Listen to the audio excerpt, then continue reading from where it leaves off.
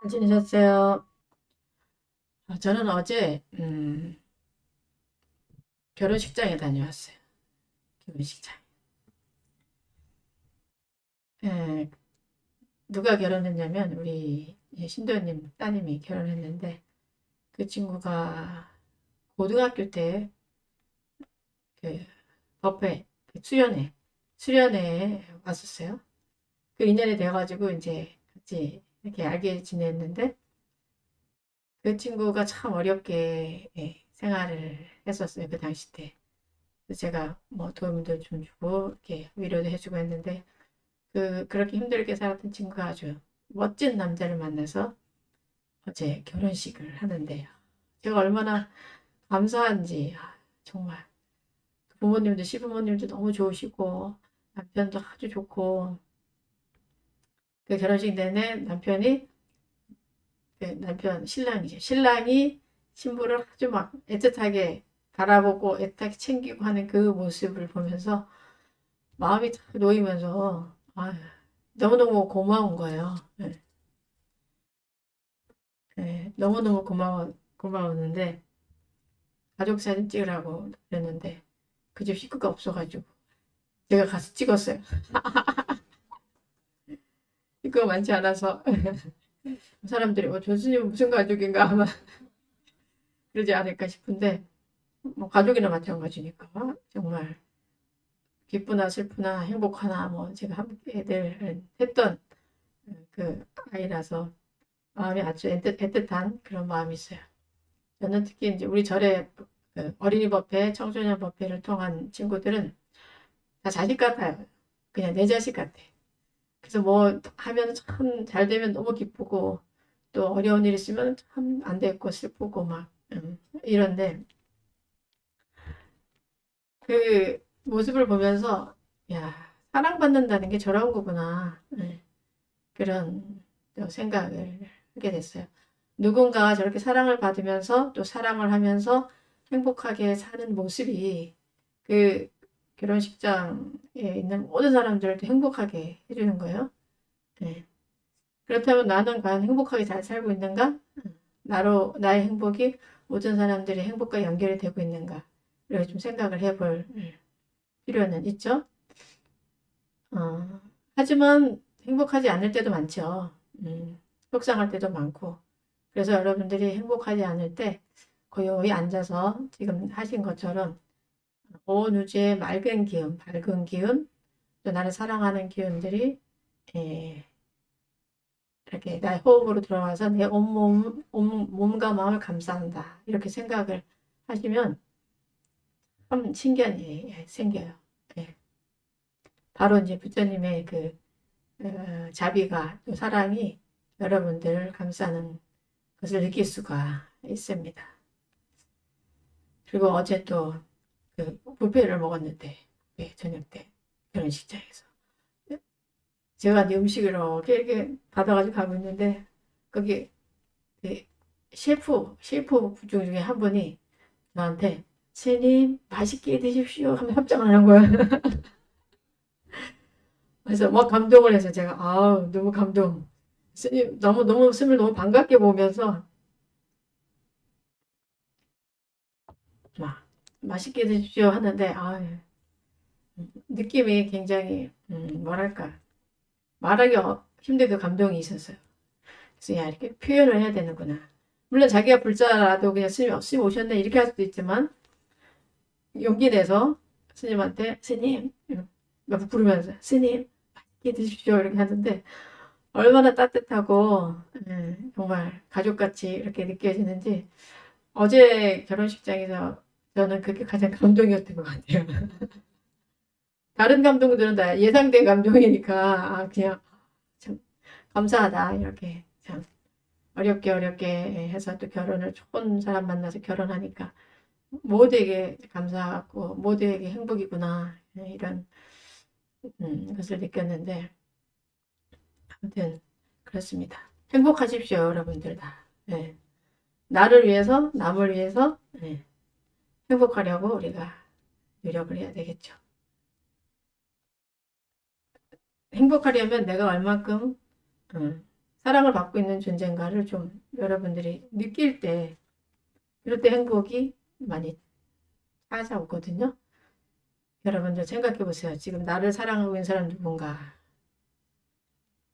나만 사랑하고 있는가? 네. 부모들은 그렇죠. 부모들은 나만 자식 사랑하고 있는 것 같은데 사실 자식들도 표현 안 해서 그러지 부모님 아주 사랑해요. 그 방법이 서툴러서 그렇죠. 그래서 그 믿음, 하암경에 나오잖아. 신이 공덕 모여 믿음은 공덕의 어머니다. 믿어야 돼요. 아, 저 사람이 나를 사랑한다. 부처님이 나를 사랑한다. 우리 남편이 나를 사랑한다. 아이가 나를 사랑한다. 그 마음을 믿을 때 또 나도 또 사랑이 나옵니다. 그리고 사실 믿으면 손해볼 일이 없어요. 의심하면 더 손해야. 믿고 아유 우리 남편 나 사랑하지. 우리 아이가 나 사랑하지. 하면 어때요? 내가 그냥 기뻐지고 행복해지잖아요. 그죠? 근데 우리 남편 나 사랑하는 거 맞아. 우리 자식은 나를 짐으로서 여기는 거 아니야? 뭐 이런 생각하면은 내 마음에 지옥이 생기잖아. 그렇기 때문에 잘 계산하셔야 돼요. 불자들 잘 계산해서 무조건 긍정적으로 내 평화를 위해서 나의 행복을 위해서 모두가 나를 사랑한다. 부처님이 나를 사랑하신다. 이렇게 생각하시면은 훨씬 매일매일 우리가 만족하고 행복한 날을 보낼 수 있습니다. 자, 그러면 오늘도 61쪽 천수경 61쪽부터 63쪽 읽고 천수경 살펴보겠습니다. 지난 시간에 한 부분부터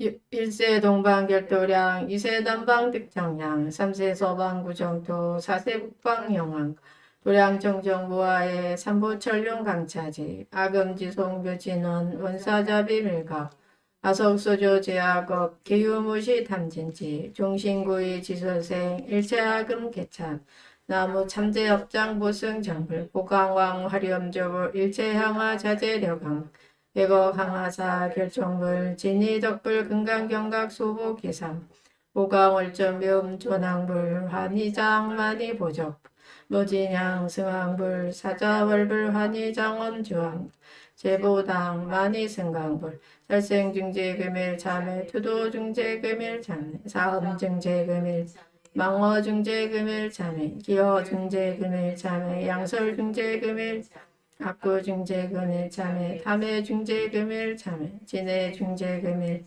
지암중재금일 참회 백곡적집재 일념동산지 여하분고초 멸지모유여 제모자성중신기 침량멸시제양 실망심멸양구공 시증명의 진참회. 네, 여기까지 이렇게 살펴볼게요. 와, 우리 우영조님이 이런 말씀을 올렸어요. 어제 결혼식장 풍경 스님 통해 듣고 있는데 몸이 전율이 오네요. 듣는 제게도 행복이 전해지며 새 출발하는 분과 셰프께 감사한 기도가 저절로 됩니다. 네, 사실 제가 그 뷔페를 가끔 뭐 이런 결혼식이나 행사 때문에 가는데 여기처럼 맛있는 뷔페는 처음 봤어요. 정말 뷔페는 뭔가 빠진 것 같은 느낌이에요. 항상 먹을 때마다. 그래서 겨우 이제 뭐 끼니 때운다라는 마음으로 저는 이제 상황 있을 때 이렇게 먹고 오는데 어제는 정말 모든 음식이 이렇게 맛있는 거예요. 그래서 이 스님한테 이렇게 인사를 할 줄 아는 그 사람이니까 마음이 얼마나 따뜻한 마음이었을까. 네, 그래서 맛있는 게 아닐까. 그런 생각도 또 하게 됐어요. 거기가 어디냐? 판교에 있는 모 웨딩홀이에요. 와, 제가 가는데 정말 힘들었어요. 2시간 차 너무 밀려가지고 2시간을 걸려가지고 겨우 막 아슬아슬하게 시간 맞춰서 갔습니다. 그래서 저는 예식장을 가 좋아해요. 여러분들. 저 예식장 뭐 일 있으면 부르세요. 왜냐면 스님들이 그런 데 참석을 해야 이 스님을 스님을 보게 되잖아요. 얼마나 많은 사람을 한꺼번에 보여줄 수 있는 이 세상에 스님이 존재한다는 것을 알려주는 거잖아요. 우리가 자꾸 보아야지 익숙해지거든요. 네. 그래서 거기 사람들 다 일반인인데 나 혼자 스님이잖아. 그럼 사람들이 어머 스님이 오셨네? 이렇게 생각을 하게 되잖아요. 네. 그래서 한번 스님을 한번 생각해. 그 삼보를 한번 생각하게 되는 거예요. 그래서 저는 누가 결혼식에 부르면은 뭐 일정이 뭐 이제 피치 못할 일정이 있지 않는 한은 무조건 가요. 가가지고 축하해주고 그랬거든요. 네. 근데 또 가서 또 기도를 쪽에 제가 앉아서 다 기도를 해줘요. 우리 신랑 신부 행복하기를. 그러면 뭔가 좀 좋은 에너지가 생기는 것 같은 나만의 착각인지 모르지만 그래요. 조금 이상한 스님이죠 제가. 보통 스님들이 결혼식장 하는 거 다 안 좋아하는데 줄에 제가 줄에도 한번 해본 적 있어요. 음. 아, 아유 정말 행복한 사람 모습을 보면은 그 행복이 전해져서 여러분들도 뭐 세상을 아름답게 하는 게 별게 아니라 내가 행복하게 내가 아름답게 살면 바로 이제 그 자체로 벌써 세상은 아름다워지는 겁니다. 자, 오늘은 우리가 살펴볼 부분이 참제업장 12존불 부분이에요. 여기 보면 이제 12분의 부처님 명호가 나오는데 네, 이분들은 한문 그대로 보면 참제업장 보승장불 업장을 소멸해 주시는 그런 부처님이라는 뜻이잖아요. 네.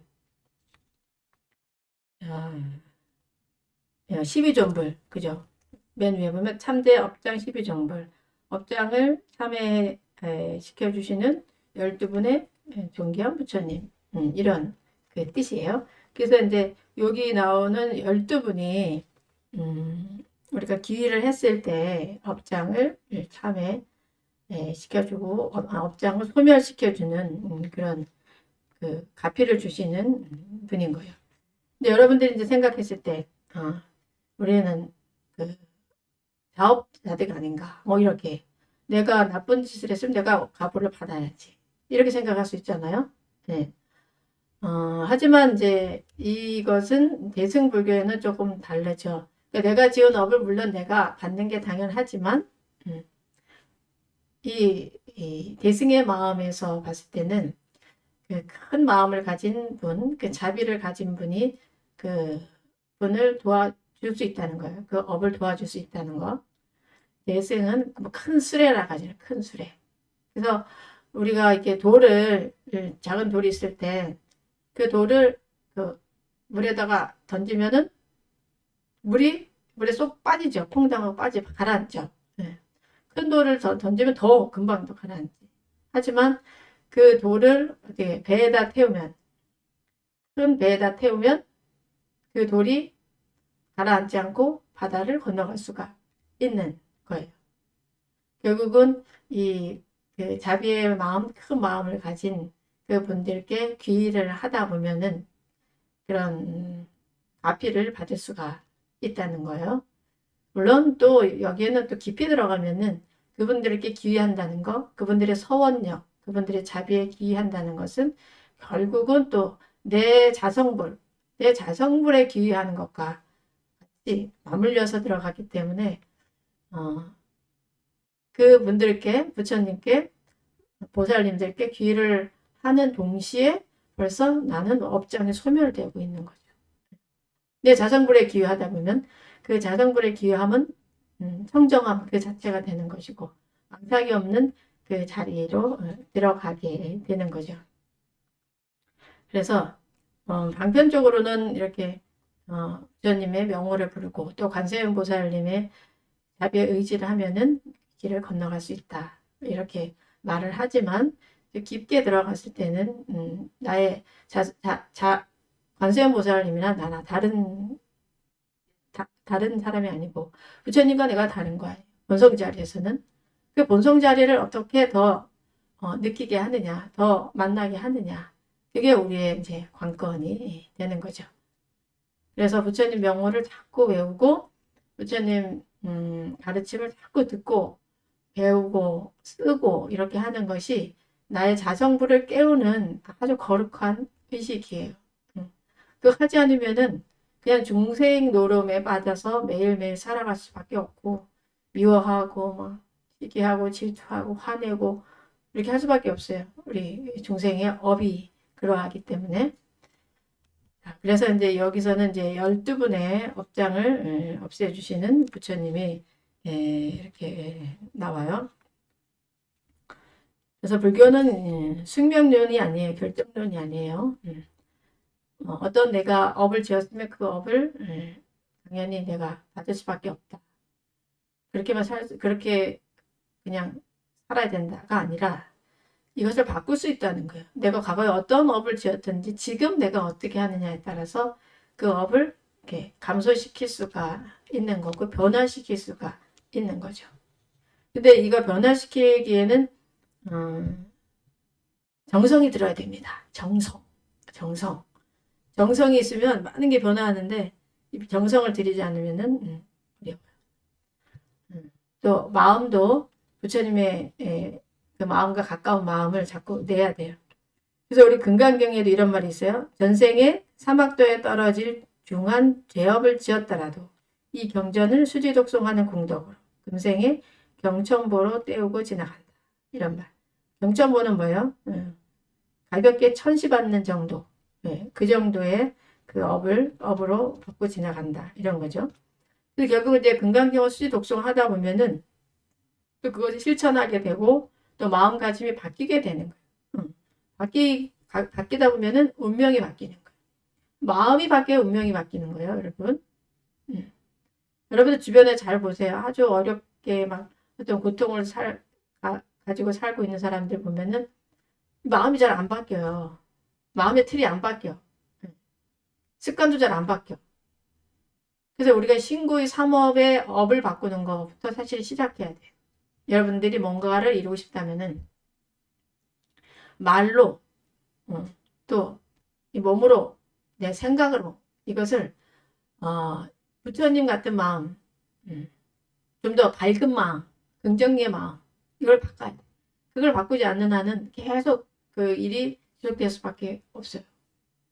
그 어둠이라는 것은 결국 나의 업에 의해서 올라오는 거거든요. 그럼 그 업을 어떻게 변화시킬 것인가는 나에게 달려 있어요. 나에게. 네. 근데 이것을 부처님 명호를 부르고 부처님의 그 지혜의 말씀을 자꾸 듣다 보면은 그것이 바로 내 속에 있는 나의 자성불의 그 지혜와 그 맑음을 만나게 돼요. 그렇지 않으면 그걸 안 하면 안 만날 수가 없어요. 그냥 이 중생사 속에서는 굉장히 중요한 부분이에요. 내 업을 바꾸고 싶다면 어떻게 해야 될까? 그렇게 생각하잖아요. 힘든 일 있어. 이거 어떻게 해야 되지? 막 도대체 난 어떤 업을 지어서 이럴까? 뭐 이런 생각을 하는데 그때마다 나의 신구의 삼업을 좀 잘 들여보셔야 돼. 들여다보셔야지. 내가 말을 어떻게 하고 있지? 내가 행동을 어떻게 하고 있지? 내가 생각을 항상 부정적으로 하고 있지는 않은가? 이런 그 알아차림이 있어야 돼요. 네. 그래서 그 하나하나를 바꾸셔야 돼요, 여러분들. 무조건 바꿔야 돼요. 무조건 긍정적으로 바꿔.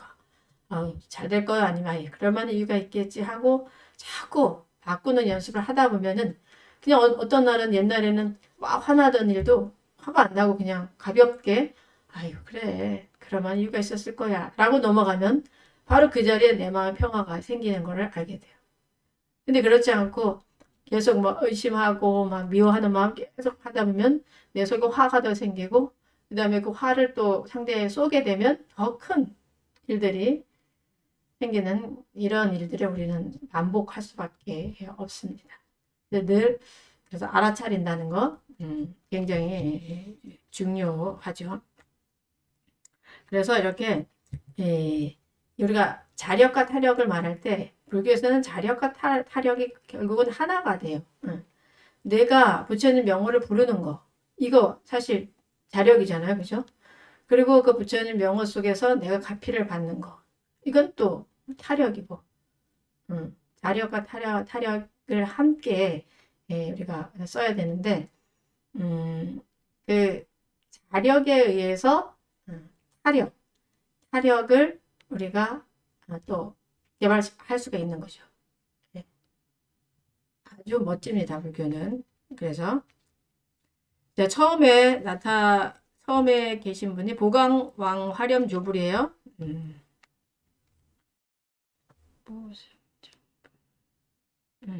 처음에 참자합장 보승장불. 자, 이 부처님은 그 탁월한 그 감추어진 진리의 보물로서 중생이 남에게 진 일체의 신세와 허물을 소멸시켜 주시는 부처님이에요. 처음에 낮추신 참제업장 보승장불은 그 진리의 보물로서 중생이 남에게 진 일체의 신세와 또 허물을 소멸시켜 주시는 이런 가피를 주시는 부처님이죠. 그 다음에 보강왕 화렴조불은 지혜의 불빛을 비추어서 중생이 재물을 사치하고 낭비한 죄를 소멸시켜 주신다 그래요. 여러분들은 재물을 좀 낭비한 적 있습니까? 사치하고 좀 낭비 좀 해봤으면 좋겠죠? 재물 있어서. 저는 워낙 검소해서 재물을 낭비하는 이런 죄는 없는 것 같아요. 그 다음에 일제향화 자제료강불은 자비의 향기를 뿌려서 중생이 저지른 크고 작은 죄업을 소멸시켜 준다. 네. 그리고 백억 항하사 결정불은 100억 모래알 만큼 많은 선행을 닦아서 중생이 지은 죄를 소멸시켜 주시는 부처님입니다. 그 다음에 진의덕불은 위덕으로 악하고 불건전한 것을 항복받아서 중생의 음행과 욕지거리로 지은 죄를 소멸시켜 주신다고 해요. 그 다음에 금강경강 소국계산불. 이분은 그 금강과 같은 강한 마음으로 죄업을 부수고 지옥의 죄업마저 부수어 주신다고 해요. 와, 이런 가피를 주시는 분인지 몰랐죠? 여러분들 천수기 열심히 해야 되겠죠? 이름만 불러주셔야 그런 가피를. 그렇죠. 모르고 그냥 이름만 명만 불러도 그런 가피를 입는 거죠. 그 다음에 보강월전 묘음 조낭불. 달빛이 널리 비추듯이 묘음을 전해서 가르침의 공덕을 심어주는 분이에요. 그 다음 환희 장만희 보적불. 이분은 여의주를 가지고 기쁘게 해주면서 중생이 성내고 분노해서 짓는 죄업을 소멸해 주신대요. 이분은 참 여러분들이 많이 가피를 청해야 될 것 같아요. 네. 중생이 성내고 분노해서 지은 그 죄업을 소멸시켜 주는 분이 환희장만희 보적불이에요. 그 다음에 무진향승왕불. 무량한 가르침의 향기를 가지고 중생의 생사의 고통을 소멸해 주시는 분이에요. 그 다음에 사자월불은 그 사자처럼 위덕이 있고 달처럼 지혜로워서 축생으로 태어날 중생의 죄업을 소멸해 주시는 부처님이에요. 그리고 환희장만희 주왕불. 이분은 그 자비희사의 4가지 무량한 마음을 닦은 후 중생의 살생이나 도둑질한 죄악을 소멸해 주시는 분이에요. 그 다음에 제보당만희 승강불은 임금처럼 위력이 있고 또 보석처럼 빛을 내며 탐욕의 죄업을 소멸해 주시는 분이에요. 와, 이 부처님 12부처님 명호만 외워도 여러분이 이렇게 지은 죄업이 소멸된다는 거죠. 최소 지옥은 안 가겠습니다. 갑자기 지옥 얘기하니까 오늘 제가 봉헌사에 가야 되는데 옆에 마치면 우리 그 이번에 봉헌사에서 대학생 불교 학생 그러니까 대불련 대학생 불교 연합회 친구들이 오늘 수계식을 해요. 봉헌사에서. 130여 명의 이제 대학생들이 수계식을 오늘 하는데 우리 성신여대 친구들이 17명이 이번에 수계를 받아요. 이게 아이들이 왜 이걸 많이 받게 됐냐. 제가 법회 때 그 수계 받는 공덕에 대해서 이야기를 했거든요. 실수로만 받아도 지옥은 면한다. 왜냐? 예, 개체가 나에게 저기 뭐야 새겨져 있기 때문에 개에 대한 알아차림이 새겨져 있기 때문에 지옥은 면한다고 하면서 그 일화를 이야기해 줬더니 아이들이 그냥 열심히 너도 나도 막 수계 받겠다고 신청을 했어요. 이 선한 마음이 중요한 거예요. 선한 마음. 5계를 지키는 마음은 선한 마음이죠. 예, 첫째 뭐 뒤에도 나오겠지만 시박 중재를 하지 않겠다. 예, 그런 의미가 있잖아요. 마음으로 딱 난 착하게 살아야지 라는 그 마음만 먹어도 벌써 그곳에는 지옥이 없는 거죠. 예. 그래서 막 우리 그 대불연합회에서 저에게 성신여대가 짱이에요. 성신여대가 최고예요. 제일 많아요. 감탄을 해서 저도 막 기뻤어요. 오늘 또 가서 같이 아이들 수계식 할 때 같이 동참해서 연비도 해주고 이렇게 해야 되기 때문에 오늘은 배를 조금 일찍 평소보다는 일찍 끝낼 예정입니다. 자, 이렇게 앞에서 앞부분에서 우리가 참여를 했잖아요. 참여계 했잖아요. 아석수 제약어 개무시 탐진치 종신구 지수생 일체학은 개참회 참여계를 하면서 12분의 그 부처님 전에 답변을 이렇게 청하면서 제가 앞으로 정말 시박 참회를 하고 잘 살겠습니다. 라는 그런 이제 서원을 세우는 그 부분이에요. 자, 그래서 이제 부처님께 가피를 청하면서 이 10가지의 그 악한 행에 대한 참회를 이제 하게 됩니다. 이 10악의 반대가 뭐냐? 10선이에요. 10선. 그래서 이 10악을 하지 않는 거. 10악을 돌려서 더 적극적으로 선을 행하는 것이 이 10선이 되게 돼요. 자, 그래서 처음에 나오는 게 뭐야? 살생중재 금일참회예요. 10악 중에.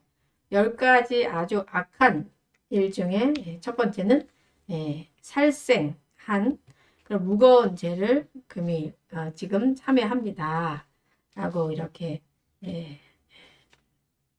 참회를 하게 되는데 자, 이 살생을 참 우리 불교에서는 금지시켜요. 어떤 존재든 다 살기를 원하지 죽기를 원하는 존재는 없다는 거예요. 그 우리가 모든 어떤 존재든지 이렇게 가서 탁 죽이려고 할 때 다 끔찍하죠. 이렇게 건드리면 끔찍하는 이 존재들은 다 모두 살아있는 모든 존재들은 살기를 원하지 죽기를 원하지 않는다는 거예요. 그래서 이 살생에 대한 그 업을 짓지 않도록 우리 노력을 참 해야 되는데 거기에 대한 이제 일화를 하나 이제 말씀을 드릴게요. 이 살생의 갑옷. 이 이야기는 이제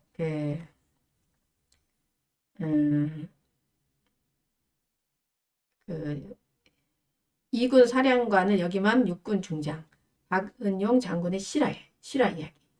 6.25 때 그 30여대 30여단장이었던 그 박 장군이 있었는데 그분이 이제 북진을 해서 부대에 나가 있을 때였어요. 그때 이제 갑자기 경무대에서 이제 지휘관 회의가 있다 해서 이분이 그 밑에 그 부관에게 부탁을 하고 가요. 지금 중공군이 내려온다는 촉보가 있으니까 아주 정신 바짝 차리고 잘 지켜야 된다. 이렇게 이제 부탁을 하고 회의를 갔다 왔는데 와보니 완전히 폐허가 되어 있는 거예요. 모든 사람들 대부분 다 부하들이 다 죽었어. 너무 놀라가지고 막 망연자실을 하고 있는데 부관이 나타났어요. 부관이. 그래가지고 어떻게 된 거냐고 이제 추궁을 했더니 이 부관이 중공군이 내려와가지고선 이 사람들을 부하들을 다 죽이고 할 동안에 이 부관은 옆 마을에 온천을 즐기러 갔던 거예요. 온천. 근데 그것도 이제 막 그 술집 기생들하고 이렇게 놀면서 그렇게 했던 거예요. 그 얘기를 이제 듣자마자 이 장군이 막 화가 너무 나가지고 어떻게 그럴 수 있을까? 음, 너무너무 화가 나가지고 이 사람을 그 자리에서 총을 쏴서 가슴에 총을 쏴서 죽였어요. 음.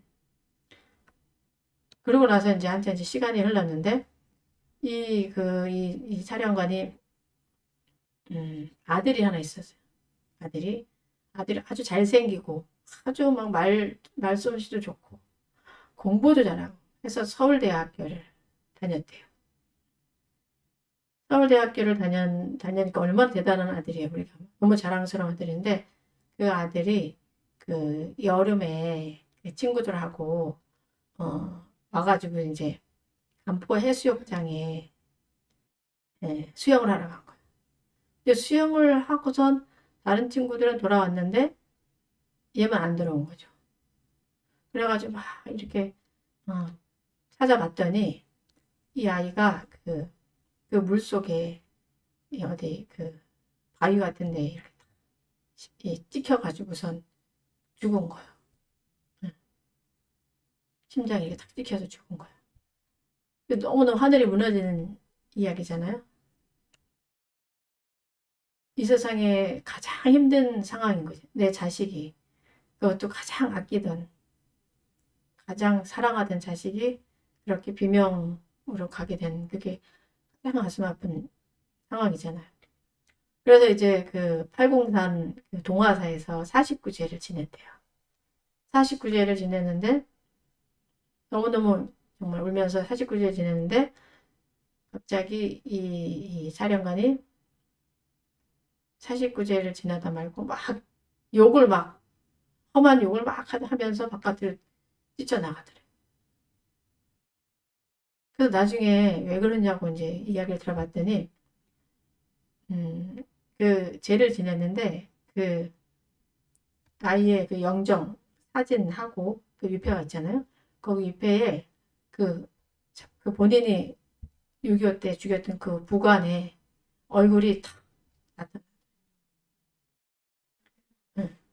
그래서 이제 그 사령관이 아무래도 원수를 갚으러 온 것 같다. 네, 그 얘기를 했다는 거죠. 네. 그와 같이 우리가 특히 좀 뭐 사람을 죽인다거나 아니면 큰 짐승들을 죽인다거나 하는 거는 그런 과보를 어떻게든지 우리가 어떤 형태든지 이 살생의 과보를 가슴 아프게 받을 수밖에 없다는 거죠. 그렇다면 우리가 어떻게 해야 될까? 우리가 어떤 업을 지었는지 잘 모르잖아. 사실 내가 전생에 어떤 업을 지었는지 아니면 이 생에 내가 어떤 모르게 또 지은 업들이 또 있을 수밖에 없잖아요. 꼭 이런 살생업뿐만 아니라 그 어떤 업이든 우리는 살아있으면서 그 알게 모르게 지을 수밖에 없다는 거죠. 그래서 우리가 참회를 해야 되는 거죠. 참회. 그래서 참회가 굉장히 중요한 거예요. 알게 모르게 지은 모든 죄를 참회합니다. 하는 거죠. 기도를 함에 있어서도 이 참회 기도가 선행되지 않으면은 가피를 받기가 좀 어려워요. 그래서 여러분들의 삶을 돌아보면서 내가 가슴 아프게 했던 사람들이 있을 수 있죠. 그럴 때 1차적으로는 그분들에게 이제 내가 직접 참여를 해야 되겠지만 어려우니까 일단 부처님 전에 이제 참여를 해야 되겠죠. 참여를 하고 실질적으로는 또 용기를 내서 그분들에게 직접 만나든지 뭐 전화라든지 해서 내가 이렇게 해서 정말 미안했다라고 말을 해야 그게 진짜 참회가 될 수 있어요. 그게 사참이에요. 사참. 이참 사참. 저는 그 영화 중에 그 밀양이라는 영화를 보고 굉장히 충격을 받았었는데 여러분들 혹시 밀양이라는 영화 보셨어요? 안 봤어요? 그 전도연이 주인공이에요. 응. 근데 그 전도연이 남편이 죽고 그 남편의 고향으로 내려가. 고향에 내려가서 의할 데 없으니까 이제 사람도 아는 사람도 없고 하니까 그냥 거기 살아야지라고 이제 거기 내려갔는데 거기서 그 아들하고 둘이 내려갔는데 아들이 유괴를 당해. 아들이 유괴를 당하고 그 아들이 죽어. 응. 그래서 그냥 범인이 잡혔어요. 그리고 이 사람이 너무너무 마음이 괴로우니까 이제 그 교회를 다니게 돼요. 교회를 가서 막 뭐 회개를 하고 뭐 참회를 하고 저 사랑을 배우고 뭐 아무튼 크게 사랑을 배우면서 내가 하나님의 사랑으로 저 사람을 이제는 용서해야 되겠다. 내 아들을 유괴해서 죽인 사람을 내가 용서를 해야 되겠다. 하고 이제 그 사람을 찾아가요. 사람들이 막 자매님 하면서 막 이렇게 용서를 해야 된다. 막 이렇게 하나님의 사랑으로 용서를 해야 된다. 그래가지고 찾아갔는데 그 사람을 이제 만났어요. 아들을 유괴해서 죽인 사람 만났는데 그 사람이 아주 뭐 너무너무 평화로운 얼굴로 평화로운 얼굴로 나와가지고 하는 말이 나는 이곳에서 하나님을 만났다. 하나님이 나의 모든 죄를 용서해 주었다. 그런 거예요. 그 말에 이 전도연 엄마가 확 돌아버렸어요. 내가 용서하지 않았는데 어떻게 감히 신이 이 사람을 용서할 수 있냐. 그래서 또 막 그 다음에 막 전개가 이렇게 되거든요. 굉장한 좀 충격이었어요. 저도 얘기를 했을 때. 용서를 받는다는 것은 당사자가 용서를 해야지 진정한 용서가 된다는 거죠. 그래서 우리가 살아감에 있어서 어떤 뭐 피치 못해서라든가 뭐 나의 어떤 의도에 의해서라든가 어떤 업을 우리가 짓게 되잖아요. 네. 그래서 그렇게 생각나는 게 있다면은 직접 그 사람에게 내가 이렇게 해서 정말 미안하다. 나를 용서해 줄 수 있겠냐라고 해야지만 정말 그 제업이 깔끔하게 시켜줄 수 있다는 거죠.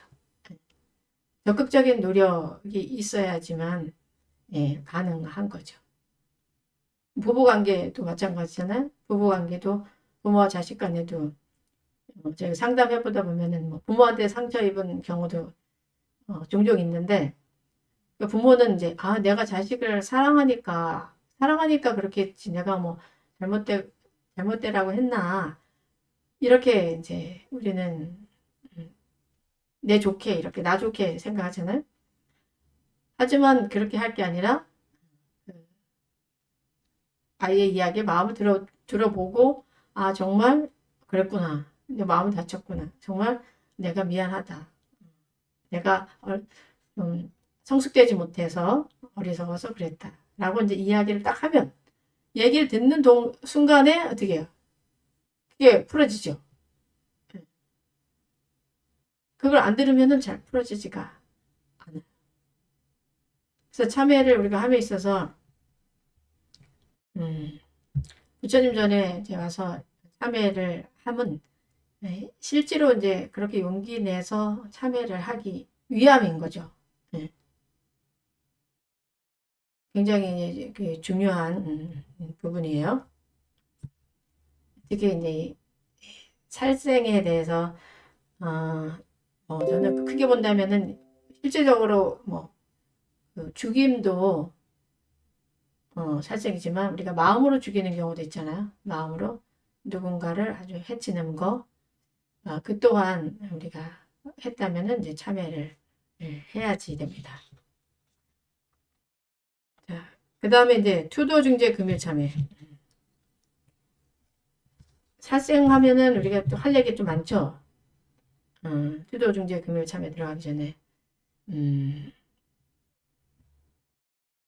우리 그 세속 5개 보면 살생 유택이 있잖아요. 살생 유택. 그렇다면은 살생을 우리가 하지 말아야 되는데 전쟁터에 나간 그 군인은 어떻게 하냐? 이게 문제가 또 되는 거죠. 전쟁터에 나갔는데 적군이 침공을 오는데 나는 죽이면 안 된다 하고 안 죽일 수도 없는 거예요. 그래서 죽이되 살생을 하되 가려서 할 수밖에 없는 거죠. 하지만 살생을 하되 하면은 과보는 어느 정도 받을 수밖에 없어요. 내가 어쩔 수 없이 하더라도. 살다 보면 어쩔 수 없는 상황이 생겨요. 그와 같이 우리나라 불교를 호국불교라고 하잖아요. 호국불교. 여러분들 잘 아시다시피 임진왜란 때 우리 조정이 막 썩어가지고 제대로 방어를 못하고 있을 때 서산대사를 비롯해서 승병이 일어나서 나라를 구했잖아요. 네. 이건 정말 세계적으로도 있지 않는 일이에요. 스님들이 첫째 우리 기울이 살생하지 마라. 불교의 첫째 기울 살생하지 말았는데 살생을 했다는 거지. 어쩔 수 없이 나라를 위해서 선과 악이 있으면 선을 지키기 위해서 악을 어쩔 수 없이 우리가 물리칠 수밖에 없었던 그런 상황이었죠. 그렇듯이 살면서도 어쩔 수 없는 그런 선택을 또 우리가 해야 되는데 그래서 지범계차라는 말을 하잖아요. 지킬 땐 지키고 또 그것을 열 때는 개를 열 때는 또 열어야 된다는 거예요. 너무 완강하게 우리가 지켜야 되는 그 오개를 너무 강하게 그것만 주장하면 안 된다는 거죠. 그 근본적인 그 사상이 무엇이냐에 따라서 그것을 거기에 맞춰야지 된다는 거예요. 뭐 또 재밌는 이야기로 하나 드리면은 토끼와 포수가 있었어요.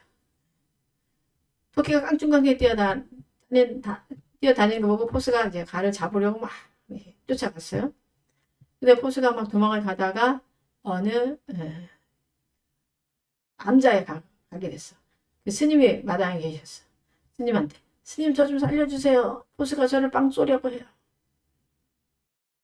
그러니까 스님이 그래 내가 숨겨줄게. 막 수모락 했어요. 그 다음에 이제 포수가 또 달려왔어요. 스님 여기 토끼 못 봤어요? 뛰어오는 토끼 못 봤어요? 제가 그거 잡아야 되는데요. 그렇다면 여기서 스님이 뭐라고 대답해야 될까요? 거짓말 하지 마라. 이제 있잖아. 다음에 스님은 어떻게 해야 돼? 뛰어가는 걸 보기만 했어. 여기 지금 숨겨놨다. 여기 숨겼어요. 여기 있어요. 라고 할 수는 없는 거죠. 그 상황에서 가장 중요한 건 생명을 살리는 게 중요하니까 그 입장에서는 어떻게 저쪽으로 갔는데 이렇게 할 수밖에 없잖아요. 그래서 가장 큰 대의가 무엇인가를 항상 생각을 해서 계율에 매이지 않아야지 된다는 거죠. 우리가 살아감에 있어서 가끔 이런 얘기 하죠. 여름 되면 스님 모기를 죽여야 돼요? 말아야 돼요? 그죠? 그것도 대의가 무엇이냐에 여러분들 잘 생각을 하세요. 모기를 쫓아를 내든지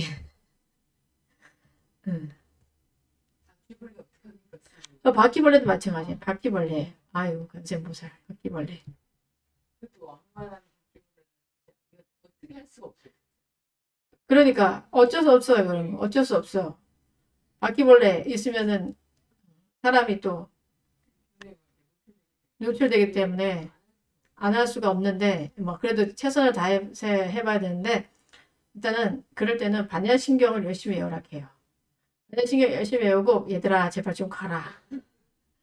내가 어쩔 수 없이 너희를 죽일 수밖에 없는 상황이 올 수도 있다. 근데 어떤 분은 진짜 그렇게 애들이 다 나가더래, 애들이. 반야신경 했더니, 딱 사라지더래요. 안정되는 도와주세요. 간전보살. 아무튼. 그래도 우리 최선을 다해서 생명을 죽이지 않도록 노력해야 돼요. 어떤 생명이든 살기를 원하기 때문에. 그죠? 이, 음.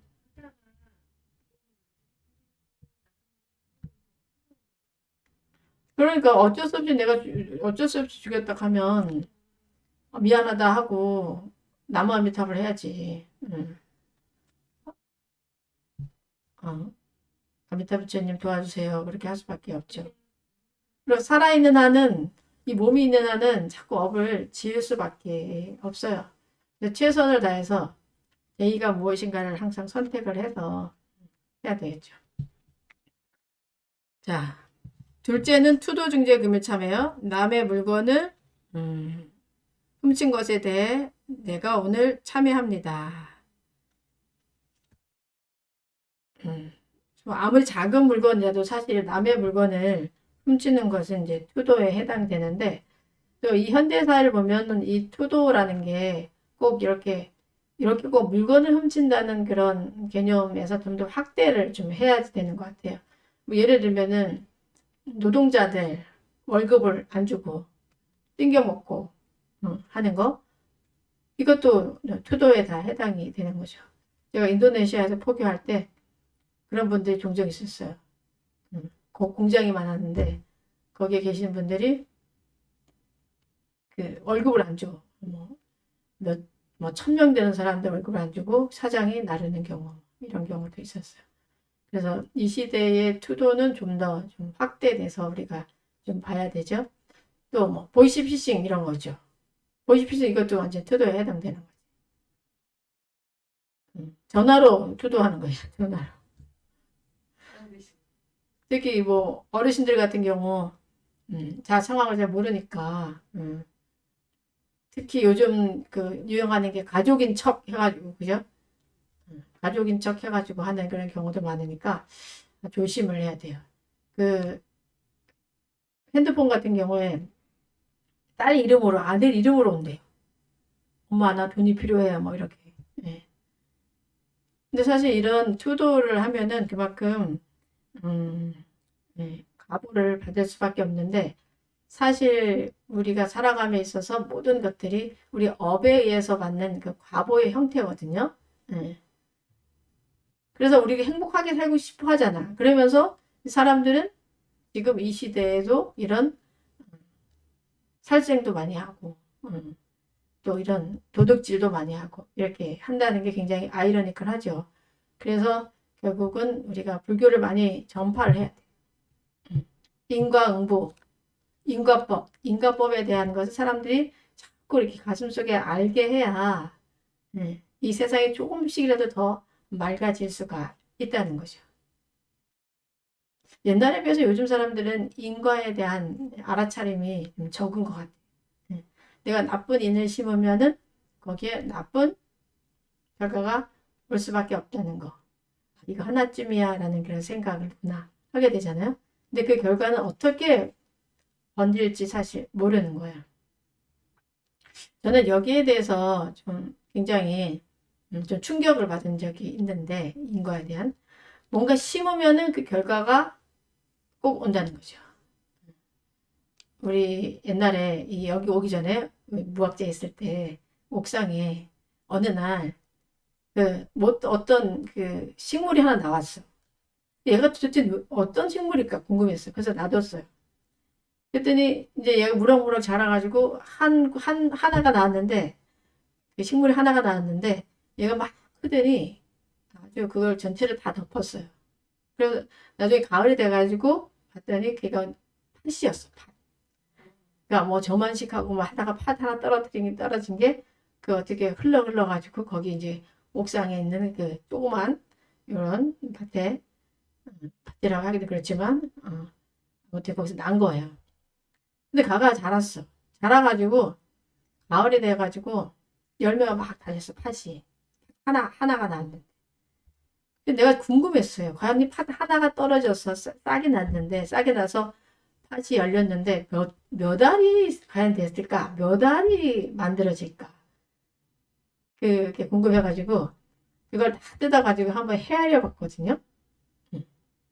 팥 하나를 심었을 때 몇 개의 그 팥이 또 얻어지는가, 결과가 얻어지는가 궁금해가지고 했는데 여러분들 몇 개일 것 같아요? 15개? 일곱 7개? 아니, 그게 아니라 팥을 하나 심어서 주렁주렁 막 달렸어요. 많이 많이 달렸어요. 그래가지고 제가 그거를 다 뜯어가지고 저기 막 까가지고선 다 헤아렸어요. 몇 개일 것 같아? 양이 좀 많습니다. 15개, 300개. 아무튼 300개래. 자, 다른 분들은 몇 개일 것 같아요? 150. 한 알에 팥이 떨어졌어요. 그 씨가 몇 개일까? 그냥 무럭무럭 자랐어요. 다른 또 꽃이 피면서 팥을 또 열매를 맺었어. 700개. 700개. 근데 그때 깜짝 놀랐다니까요.